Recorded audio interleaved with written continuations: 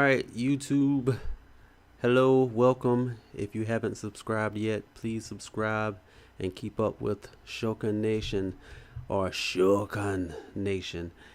Alright, so what you see right here is my main character, Kazai, and this is him in full color. I started for once. I started working on this by hand first instead of straight to Photoshop. So what I did was I started with a regular sketch, and as you can see, I have a lot of just sketchiness, for lack of better words, and then I brought it into Photoshop and I inked it, or literally traced over it, and try to clean it up, make it a little bit better. And then from there I colored it, adding all the shadows and not many. I didn't add many highlights on this one, except for with the sword. This sword, I'm trying to stay away from it looking too glowy. I wanted it to look more like a sword that was being made, but he is making it glow. Okay, I don't know if you guys just saw that, but it looked like I had a little glitch. But anyway, he is making the sword glow. He is actually from, well, you guys don't know the story yet. I'm not going to do any spoilers just yet. Not yet. Y'all ain't ready. Alright, so what I'm going to do now is I'm going to draw this character from scratch. See, what I'm having problems with a little bit is actually staying as consistent as I want to. Like, okay, with this character, I'm drawing him over and over and over again, and for the most part he looks the same, but I want it to be unmistakable, so I'm having to draw him even more and more. And then I started doing this thing right here. Like, if you look at the hair, instead of doing what I did in the last video, which was kind of give him what looked kind of like a red dye, like he dyed his hair red or whatever. Instead, what I want to do is make it feel more like he has a red tint to his hair. So if you shine his hair in the light, or if he's in the light, you can kind of see that his hair is dark, but in the light it kind of shows that it has a red tint. So or it can just look like dye, I don't know, whatever, but it's meant to look like a red tint in his hair, not dye. But anyway, trying to go as simple as possible with something that is moderately detailed. So there you have it so far. So let's go ahead and draw him some more from scratch, straight from Illustrator. I mean Photoshop. I know what I'm using. So I like to go to mobile and devices, just to give you a big artboard, and I'm going to give you guys somewhat of a tutorial while I'm doing this. Alright, so normally I don't like to draw on portrait. I like to do landscape, mainly because I can envision it almost like it's a cartoon, and or anything on TV is widescreen. So I'm going to go to image. I'm in Photoshop. I'm going to go to image rotation, and I'm going to rotate it 90 degrees. It can be clockwise or counterclockwise. It will make it landscape. Alright, from this point I can zoom in however I want, but sometimes I like to stay zoomed out first. That way when I give my rough sketch, I can zoom back in and clean it up. So I'm gonna make sure my opacity is at 100% so I can see what I'm doing. Make my brush size smaller, and it is at 100% hardness, which is, I guess that's okay. But let's say I'm drawing Kazai's face, and right now I have white, that's why nothing is showing up. So let's make sure I pick my colors, and I have black now. Alright, so I'm drawing Kazai, and I'm very sketchy drawer. Tell the truth, I don't like those lines being so dark. So I'm going to erase this, and I'm going to turn on this little button right here, and what it does is it helps me as far as the pressure. Like if I'm pressing down hard, it gives me a hard solid line, but if I ease up, not only does the line get thinner, but the opacity changes. The transparency of the line, or the stroke, whatever you want to call it, changes. So that is very useful. So I'm going to turn that on, and I like to turn that on for the sketches, but not so much for the actual details. Anyway,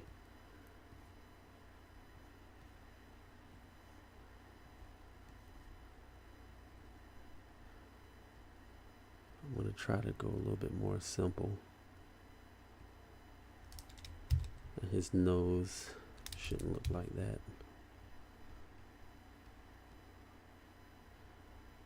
Anyway, right now what I'm doing is just mapping out his face, and this way I can know where everything's going to go before I add in the details, and or before I actually start what I call drawing for real, because this is kind of just sketching, or just, to me, mapping out what I want or what's in my head.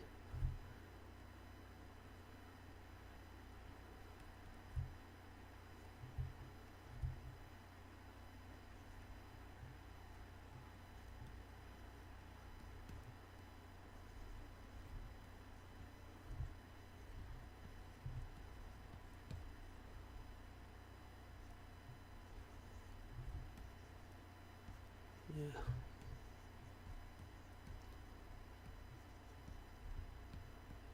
Let's make him with his arms crossed. Shoulders down a little bit. Almost kind of like he's has a smug look on his face, like, Alright, so I am going to tell you guys a little more about Shokan. So here we go. Alright, Shokan means summoning or summoner, but in the story, well, in Japanese it means summoning or summoner, but in the story it means to be able, it means the same thing, but to be able to summon something from, or to be able to summon something that you have dominion over. There we go, that's the best way to say it. To be able to summon something that you have dominion over. Alright, so there are three main tribes, and these tribes have different dominions. There is the Hikari tribe, which has dominion over the sun. And just in case you are guessing, Hikari means sun. So the Hikari tribe has dominion over the sun. That means that they have, they can summon light, energy, radiation,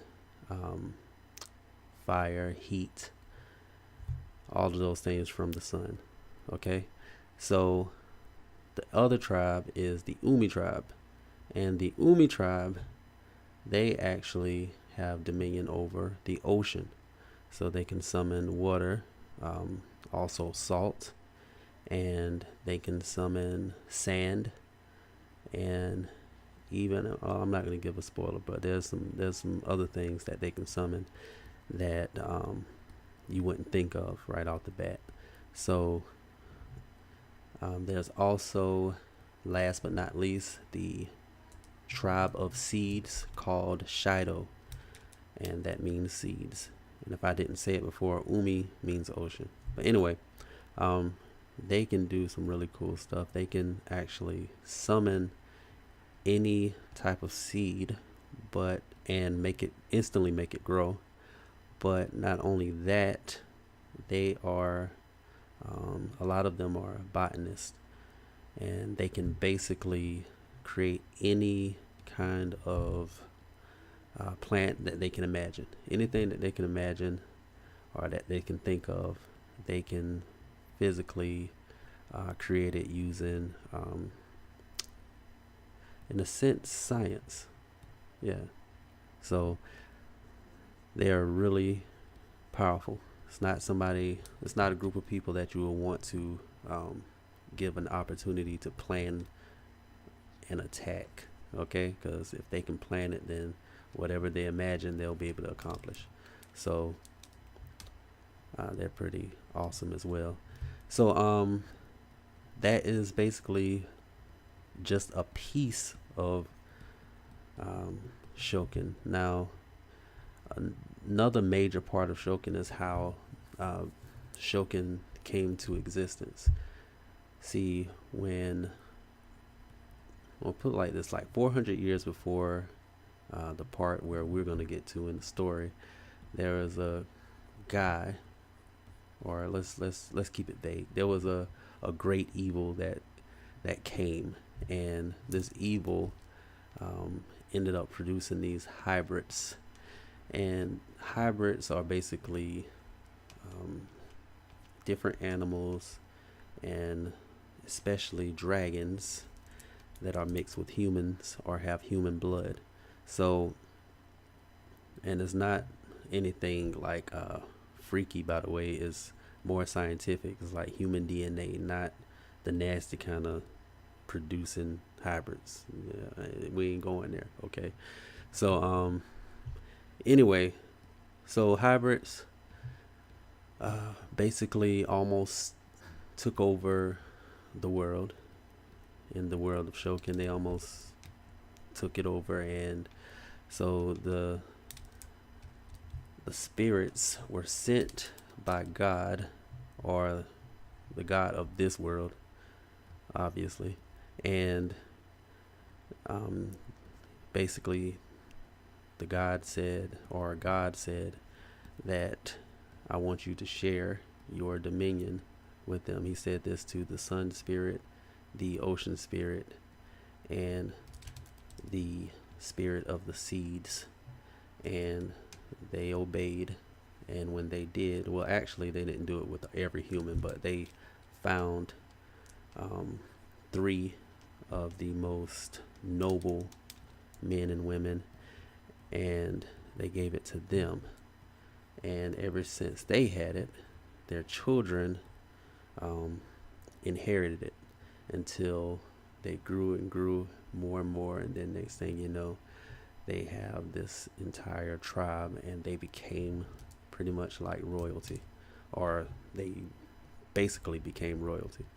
So, and the reason they became royalty is because they started off with people just, saying, hey, can you protect us? And, they do it, and then they get rewarded because the people are so grateful. And then before you know it, people are giving them land. When they give them land, then now people want to stay near them. And, once people start staying near them, and they're automatically being protected, so they feel obligated to share their wealth with them. And before you know it, all of the Shokans or Shokan users, however you refer to it, is fine. But they became royalty. They became extremely powerful, wealthy, and had a great reputation for being able to take down hybrids. Or, yeah.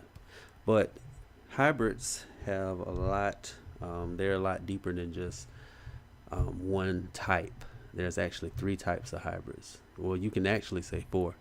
But anyway, the first type of hybrid is, I'm going to go from the least threatening to the most threatening. The first type is the animoid, and this one basically has a mind of an animal for the most part, even though it has human features. So this type of hybrid is something that, is not necessarily threatening, but you just it's creepy as crazy. You just wouldn't want it around, but it wouldn't necessarily you wouldn't necessarily be have to fear for your life with an animoid. But a monsteroid, yeah, they have the mind of a animal for the most part, but they're pretty big and they are vicious, especially towards people.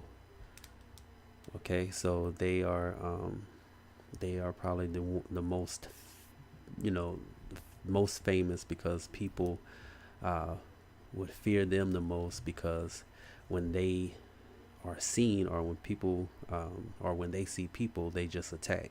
So the monsteroids at this point in the story are almost extinct, or pretty much extinct, because all this is 400 years since Shokans existed. So they got a pretty good upper hand over them, and over the years had like a zero tolerance for monsteroids.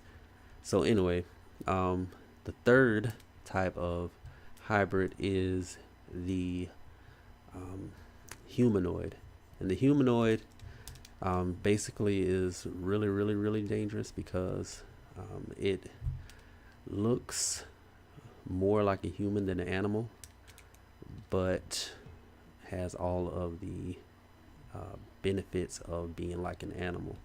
Like if let's say if they were like a minotaur looking or whatever, then they will probably have super strength and have horns like a bull, so it'd be hard to knock them out or to do anything to hurt them.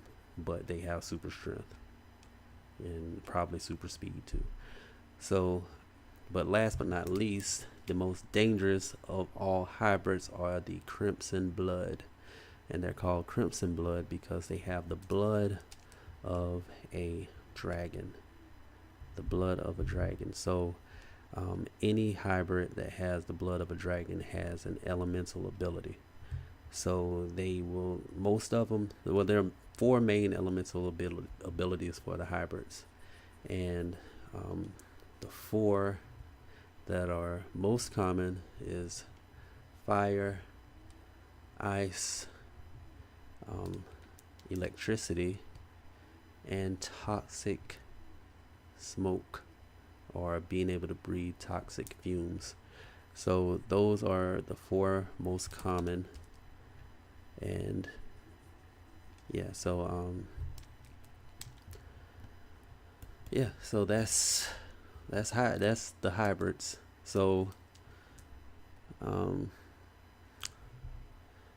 kind of like this. I kind of like how Kazai is looking. I think I like this better than the other one. This looks more of the way that I've been wanting him to look. His eyes are a little crooked. I'll fix that. But this is how I had him before. For the most part, to me, he doesn't look the same, but that's why we practice.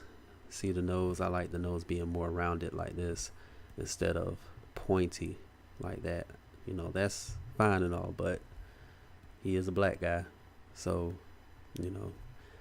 but I will say this: race in this story is not as a big deal in as it is in real life.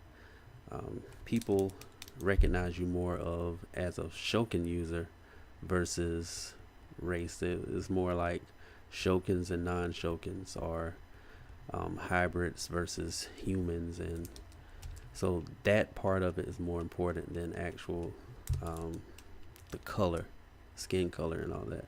So they don't really see a big difference. You know, of course, people see color. Otherwise, they're colorblind, and that's not good.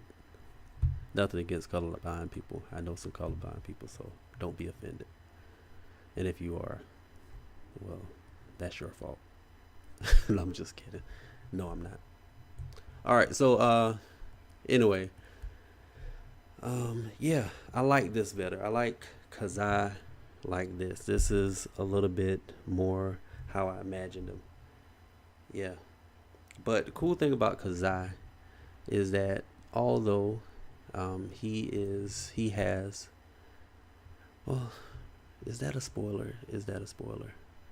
No, that's not a spoiler. I'm going to go ahead and tell you. He has Hikari tribe blood, which is, remember, the sun people, they can summon from the sun. So he has Hikari tribe blood, but he was born in the Umi tribe, which is a tribe of the ocean. So he is going to find himself in a tough situation. He actually was brought up not knowing that he has a Shokan. But the cool thing about the Umi tribe, though, is that if you go to school to be a protector, whether you have a Shokan or not, you can become a protector. And protectors are people who protect different towns and villages from hybrids. And he became a protector, and he was a weapon specialist. So if you are not a Shokan, then you will be a weapon specialist, or a weapon specialist. So he became a weapon specialist, hence the sword. So once, I don't want to give away too much. I'm not going to give away too much. Okay, I'm going to leave it at that. Yeah, so I hope you enjoyed this little talk. This is just a little sketchy sketch of Kazai, more updated. I'm feeling this. I like it. I'm gonna get him looking more, his eyes straight. All right. Trying to come up with a system. Before I was doing stuff like this to get the eye, and then going in and coloring things in like that, which is cool. But I think I like the up down technique, or the top bottom technique, which is, I think, is going to work for me. Because what you have to do when you're drawing is try to find the most the most comfortable way for you to execute what you're trying to execute. Okay, so especially if you know you're going to have to draw the same thing over and over. And I really appreciate going to school for this. Well, going to school for animation, because I've learned, for one, not to get too comfortable with a single, one thing that I drew. So if I drew the eye and it looks good, I don't hold that eye as if, I cannot draw another eye that looks that good. I don't look at it like that. I just say, okay, if the eye is messed up, I need to fix it. So that eye is about to get erased, even if it looks good, I can still draw it again. I still have the capability of doing that. So those of you out there who are artists or who aspire to be artists, don't get too comfortable with certain things. Sometimes you just have to draw things over and over before you get it right. And when you look at comic books and you look at manga or whatever, most of the time those people drew those things multiple times before they even took it to the final stages. They probably, of course, drew storyboard, and sometimes it's the same person drawing the storyboard as the person who is drawing the final design. So take that in consideration. Sometimes if you want to be an artist, get used to drawing the same thing over and over again until you get it right. Unless you just got it like that, unless you're just that good. And there's people like that, so I don't knock that at all. If you got it, you got it. Go for it. That eye still bothering me, y'all. But I think we can end the video here. This is officially Kazai. I like this the best out of all of my sketches. This feels like him. You know, I have most of the story written. Basically all of it's written, but you know, I still got to clean some stuff up, and I will have to do the illustrations and all that, so it's not ready. But I want you guys to know that I'm working hard, and I want you to be as excited as I am. I'm like super excited. I hide it very well. Very well, very well. But this, I think this is it. This is the eye. No. You know, when I do stuff like this, I kind of want to just say, forget it. I'm just going to do this. This is his eye right now. That's his eye. Okay, forget it. I don't care anymore. This is it. Okay, but we're not going to do that. All right, so after I get this eye, the video is going to be over, okay?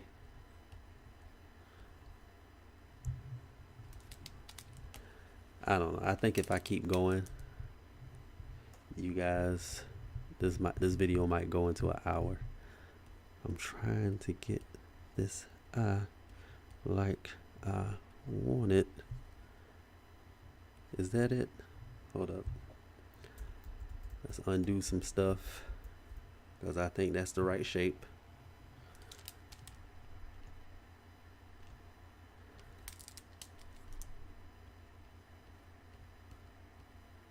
No, that was messed up a little bit. Let's make this brush a little bit smaller.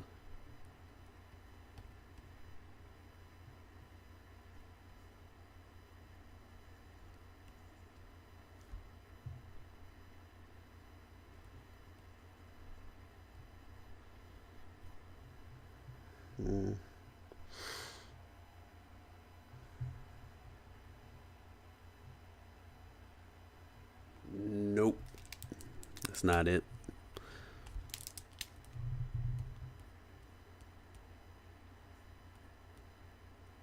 Now, one helpful thing to do is to kind of try to see it before you draw it. Kind of see it a little bit in your imagination, or what some people say, your mind's eye. And now I'm getting a little bit more serious, so I'm sketching a little bit lighter because I'm tired of drawing the same eye. I don't know. Somebody rewind it and count it back for me. Count how many times I drew this eye, and then mention it in the comments, please, because I know I drew it more than 10 times. I know. Okay, there we go. Now that I drew the eye over, I like it so much that I feel like the other eye is not as good as this eye. So, but I'm gonna go ahead and finish up.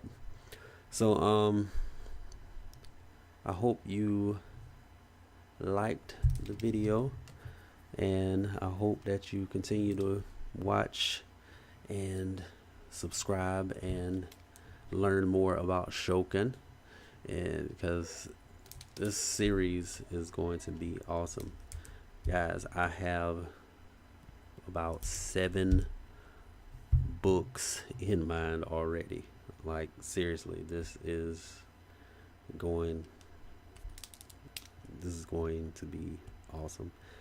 Be honest, whether people are buying it or not, I'm going to be making these books because I like them.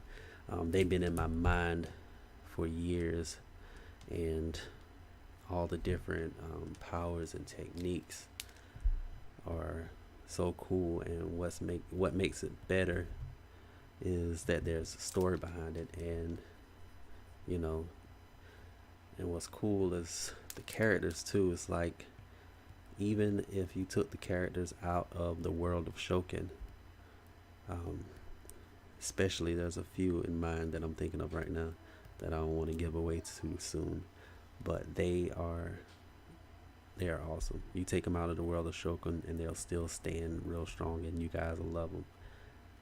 You will love him. You'll love Kazai too. He is one of those characters.